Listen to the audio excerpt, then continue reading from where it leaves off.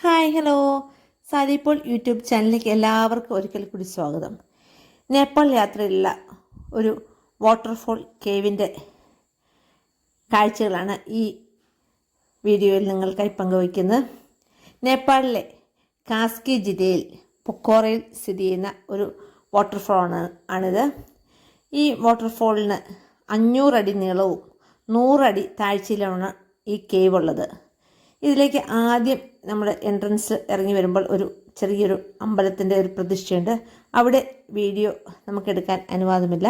അത് കഴിഞ്ഞ് ഒരു അരയാൾ പൊക്കത്തിൽ കുനിഞ്ഞാണ് നമുക്ക് ഈ കേവിലേക്ക് ഇറങ്ങേണ്ടത്.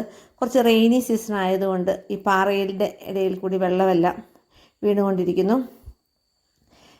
നമുക്ക് നല്ല ഇരുട്ടാണ്, എങ്കിലും 1-2 ബൾബ് ഈ കേവിൻ്റെ ഉള്ളിൽ ഇട്ടിട്ടുണ്ട്. 500 അടി നീളവും 100 അടി താഴ്ചയുള്ള നമ്മൾ കുറച്ച് റിസ്ക്കിയാണ് ഇറങ്ങാൻ. കാരണം പല സ്ഥലങ്ങളും കുനിഞ്ഞിറങ്ങണം. ഒരാൾക്ക് 2 ആൾക്ക് കഷ്ടി അങ്ങോട്ടും ഇങ്ങോട്ടും, ഒരാൾ കടന്നതിന് കഴിഞ്ഞ ശേഷം മാത്രമേ മറ്റേ ആൾക്ക് ഓപ്പോസിറ്റ് ആൾക്കാർക്ക് അങ്ങോട്ടേക്ക് പാസ് ചെയ്യാൻ പറ്റുള്ളൂ. അങ്ങനത്തെ ഒരു കേവാണ്. എന്നാലും ഏറ്റവും വളരെ ഒരു ഇൻട്രസ്റ്റിംഗ് ആയിട്ടുള്ള ഒരു കേവാണ്. നേപ്പാൾ യാത്രയിൽ നമ്മൾ ഈ കേവ് ഒരിക്കലും മിസ്സാക്കരുത്.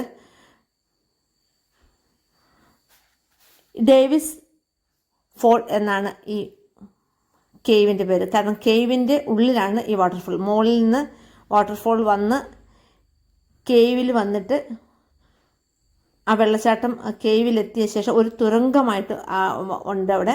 അതിലേക്ക് പിന്നെ ഒഴുകിപ്പോകുന്നു. പിന്നെ നമുക്ക് ആ വെള്ളം കാണാൻ പറ്റില്ല. തുരങ്കത്തിൽ കൂടെ വെള്ളം ഒഴുകി നദി കുറച്ച് ദൂരെ ഫുസ്രെ നദിയിൽ പതിക്കും.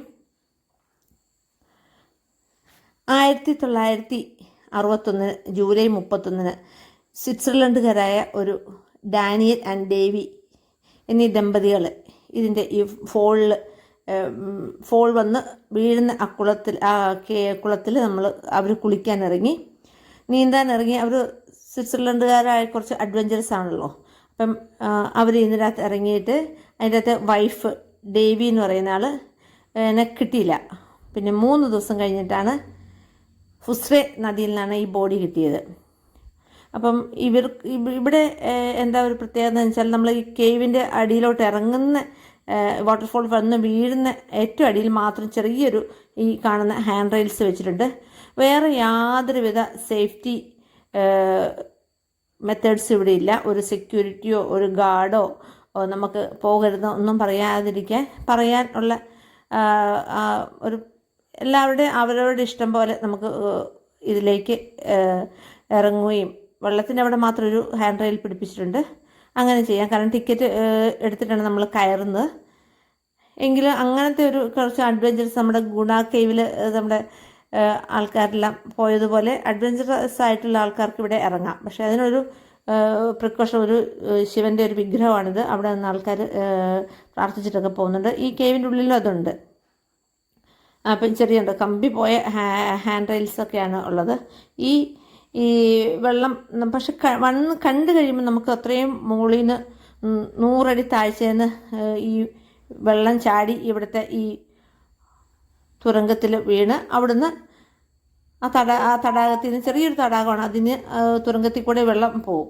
അപ്പം ഈ ഡേവിസ് ഫോൾ എന്ന് പേര് വരാൻ കാരണം ഈ ഡാനിയലും ഡേവിയും ഇതിനകത്ത് സ്വിമ്മിങ് ചാടിയപ്പം ഇത് മലയുടെ ഈ ഉരുകി, പിന്നെ നമ്മുടെ സ്നോ പോലെ ഇതിങ്ങനെ കട്ടയായിട്ട് ഇങ്ങനെ ഉരുകി ഇരിക്കുന്നതാണ്. ഇതാണ് ഈ ഫോള്. മുകളിൽ നിന്ന് വളരെ ഇവിടെ നമ്മൾ ഇത്ര കുറച്ച് ബുദ്ധിമുട്ടി ഇവിടെ ചെന്നാൽ വളരെയധികം മനോഹരമാണ്. കണ്ടോ, വെള്ളം വന്ന് ഈ ചെറിയൊരു കുളം ഇതിൽ ഈ വെള്ളം പോകുന്നത് പിന്നെ നമുക്ക് കാണത്തില്ല എങ്ങോട്ടേക്കാണ് പോകുന്നതെന്ന്. ഈ മുകളിൽ നിന്ന് നല്ല മനോഹര നാച്ചുറൽ ലൈറ്റിൽ, ആ ചെറിയ ലൈറ്റ് പുറത്തുനിന്നുള്ളൊരു 4 മണി സമയത്താണ് ഞങ്ങൾ ഇത് വിസിറ്റ് ചെയ്യുന്നത്. അപ്പം അവിടുന്ന് ഉള്ള ലൈറ്റാണ്. ഉള്ളിൽ കുറച്ച് ബൾബ്, നമുക്ക് അത്യാവശ്യം ബൾബ് ഇട്ടിട്ടുണ്ട്.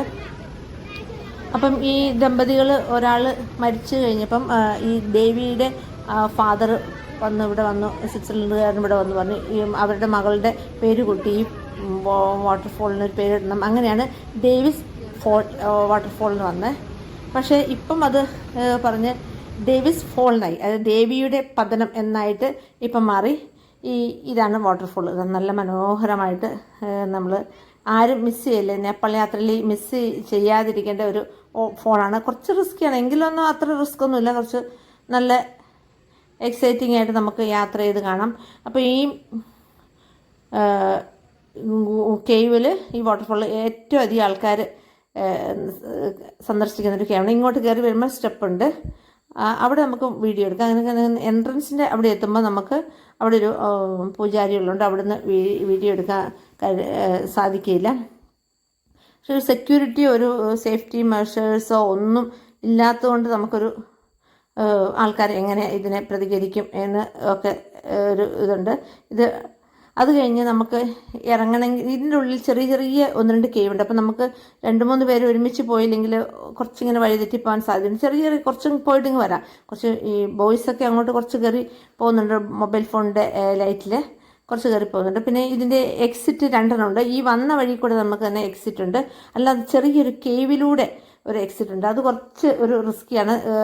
നമ്മൾ അതിൽ കൂടെ ഒന്ന് പോകണമെന്ന് വിചാരിച്ചപ്പോൾ നമ്മുടെ ഗൈഡ് സുധീർ വേണ്ട, അവിടെ കഴിഞ്ഞ പ്രാവശ്യം പോയപ്പോൾ ഒരാൾ കുടുങ്ങിപ്പോയി. ഈ കാണുന്നതാണ് ഈ പുറത്തേക്ക് ഒരാൾക്ക് കഷ്ടി നമ്മുടെ ചെരുപ്പൊക്കെ എടുത്ത് വെച്ച് ഇങ്ങനെ നിരങ്ങി റിസ്ക് എടുത്തിട്ട് മാത്രമേ ഈ എക്സിക്യൂട്ടീവ് കൂടെ വരാൻ പറ്റുള്ളൂ. അപ്പോൾ അകത്തുനിന്ന് ഞാനൊന്ന് വരണമെന്ന് നോക്കി, പക്ഷേ അവർ പറഞ്ഞത് ഒത്തിരി ഡിഫിക്കൽട്ട്. അപ്പം മോളിൽ വന്ന് നോക്കിയപ്പം വളരെ ഡിഫിക്കൽട്ടാണെന്ന് തോന്നി.